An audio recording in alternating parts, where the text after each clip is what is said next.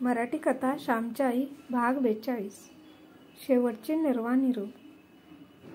त्या लिंबाला पाणी घाला रे, सुकून जाईल, नाहीतर त्या नवीन फणसाच्या माडालाही घाला। आई वातात बोलत होती। त्या वातात तिने स्वतःच्या हाताने नवीन लावलेली झाडे ती तिला दिसत होती। आजारी व अशक्त होती तरी त्या झाडांना ती पुरण घाली, त्यांना पाणी घाली। त्यांची पाने किडे खातात की काय ते पाही। आईच्या हातची कितीतरी झाडे परसात होती। मी दापोलीस असताना चंदनाचे माडे नेले होते, इतर सारे मेले, पण आईने लावलेला तेवढाच जगला होता। प्रेमाने लावलेले म्हणून का तो जगला। पहाटेची वेळ होती, वातात आई बोलत होती।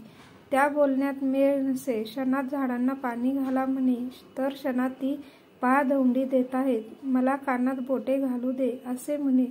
पुरुषोत्तम फक्त निजला होता, बाकी सारे मंडळी आईच्या भोवती होती। साऱ्यांची तोंडे उतरून गेली होती, मौन झाली होती, जणू त्या घरात मूर्तीच येऊन बसला होता।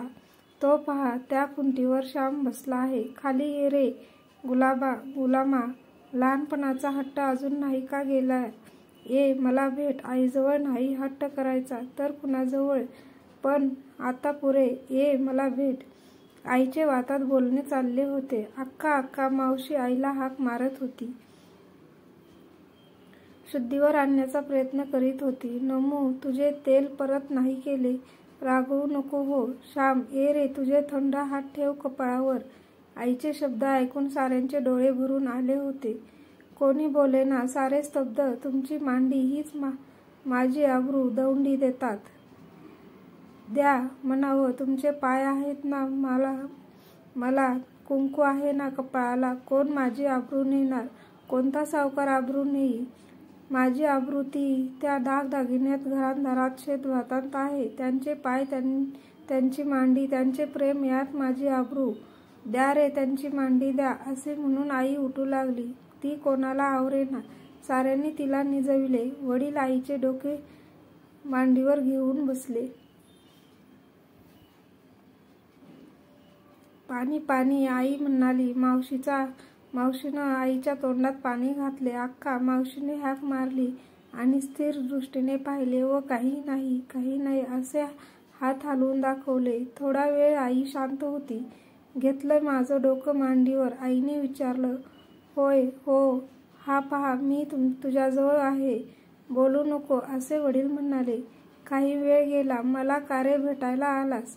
चंद्री पण आलीस, या सारी, पण तुझा अभ्यास सोडून कशाला आलास? तुझ्याजवळ मी नेहमीच आहे व माझ्याजवळ तू आहेस। आलास तर मग ये, असा रुसू नकोस श्याम। मी दळायला लाविले म्हणून रुसलास? आता नाही हो लावणार दळायला, आता संपले। ये श्याम, नाही काय म्हणत? तो पहा, मला दिसतो आहे समोर श्यामच। तो तुम्हाला ओळखता नाही आला म्हणून आईला का नाही ओळखता येणार? अशी वातात रात्र गेली। दिवस उजाडला। पुरुषोत्तमला मावशी म्हणाली, राधाताईकडून हेमगरमाची मात्रा आणून ठेव जा। हेमगरमाची मात्रा शेवटच्या क्षणाला देतात। 2 मिनिटे आणखीन जरा दुखदुखी राहते। मावशीला आईचे चिन्ह काही बरे दिसेना। एक रात्रीत आईचे डोळे किती खोल गेले होते। त्या दिवशी संकष्टी चतुर्थी होती। वडिलांना उपवास असे, परंतु ते अशक्त झाल्यापासून दुपारी धान्य फराळ करीत, सोजी खात। आई त्यांना म्हणाली, आज चतुर्थी ना, जा स्नान करा, थोडी सोजी खाऊन घ्या। असे हाल नका करू हो स्वतःचे, जा खाऊन घ्या। तुटक मोठ्या कष्टाने बोलत होती। वडील उठले, स्नान करून देवळात गेले। येताना त्यांनी गणपतीचे तीर्थ आणले व आईला दिले। आईने धाकट्या पुरुषोत्तमला जवळ घेतले, त्यांच्या तोंडावरून हात फिरविला। अत्यंत स्निग्ध स्वराने ती म्हणाली, बाळ चांगला राहा, हट्ट नको करू। दादा अण्णा आहेत तुला, मावशी आहे, चांगला नीट वाग। पुरुषोत्तम रडू लागला। आई सारखीच त्याच्या पाठीवरून हात फिरवत होती। सकू, साऱ्यांनी खाल्लेत का? आईने विचारले। हो अक्का। होय हो अक्का, मावशी म्हणाली। सकू, सारी तुझी हो, माय मरो मावशी जगो। पुरुषोत्तम, श्याम, सारी तुझी। चंद्री, गजू, सारी तुझी। आई शेवटची निर्वानिरोव करीत होती. होय हो अक्का, मावशी म्हणाली. श्याम गरीब गुणाचा चंद्री गजू देव आहे साऱ्यांना तो. आई तुटक बोले. किती तरी वेळाने एक शब्द बोले. सारी आईच्या भोवती बसली होती. दुर्वाच्या आजीकडे बघून आई म्हणाली, क्षमा बोलल्या चालल्याने विसरा. आजी विरघळून गेली. कितीतरी वेळाने एकदा शब्द आई उच्चारी. सकू नानांना म्हणावं क्षमा करा, त्यांचीच मी मुलगीच आहे. बयोला म्हणावे क्षमा करा. पुन्हा शांत. मध्येच आई डोळे गरगर फिरवी. मध्येच डोळे मिटी. श्याम एकच शब्द, अक्का त्याला आज बोलवता हो. मावशी म्हणाली. मावशी भाऊंना म्हणाली, भटजींना बोलवावं, गृहपादांनी सोडावा. मरताना गाय दान द्यावी असे आहे. गाय नसेल तर काही पैसे गोप्रदान या नावाने देतात. आईच्या हातून गृहपादांनी सोडवण्यात आली.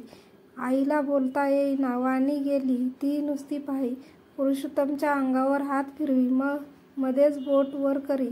देवाकडे जाते असे सुचवी.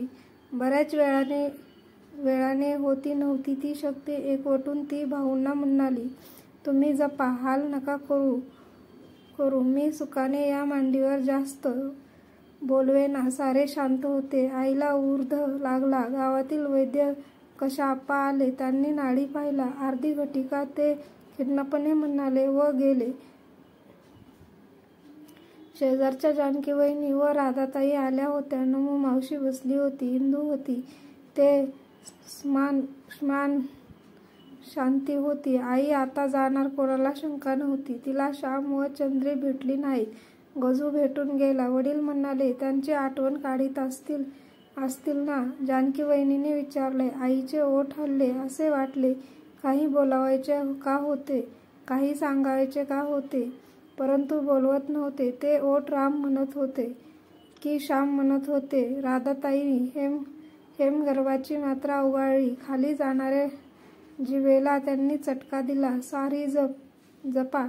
आई म्हणाली, काही सांगायचे आहे का? राधाताईने मोठ्याने कानात विचारले. आईने नाही अशी खूण केली. घरामध्ये मृत्यू आदल्या दिवसापासून आला होता. शेवटच्या क्षणाची तो वाट पाहत होता. पुन्हा एकदा आईने जोर केला व म्हटले, सारे सांभाळा, देव आहे. शेवटची क्षणे दिसू लागली. जीभ आता ओढली जाऊ लागली. वेळ आली. देवाघरी जाण्याची वेळ आली. मंगळ वेळ आली. राधाताईने गंगा आणून 2 थेंब तोंडात घातले. तुळशीपत्र तोंडात ठेवण्यात आले. आईला घोंगडीवर घेण्यात आले. देवाकडे जाताना विरक्त होऊन जावे लागते. थोडा वेळ गेला. राम ऐकू आले. आईने राम म्हटला. साऱ्यांना अथांग सागरात लोटून आई गेली. बोलावणे आले. ती गेली. ते बोलावणे कोणाला नाकारता येत नाही. श्यामची आई निघून गेली. भाऊंची पुण्याई गेली. पुरुषोत्तम वरचे कृपाछत्र गेले. श्याम व गजानन यांच्या जीवनातील स्फूर्तिदात्री देवता, प्रेममय देवता गेली. चंद्रीचे माहेर गेले. नाना आजी यांची आवडी गेली. गडी माणसे यांची बयो गेली. जगातील जंजाळातून सुटून आई मोठ्यांच्या कुशीत प्रेमाची ऊब मिळाली म्हणून गेली.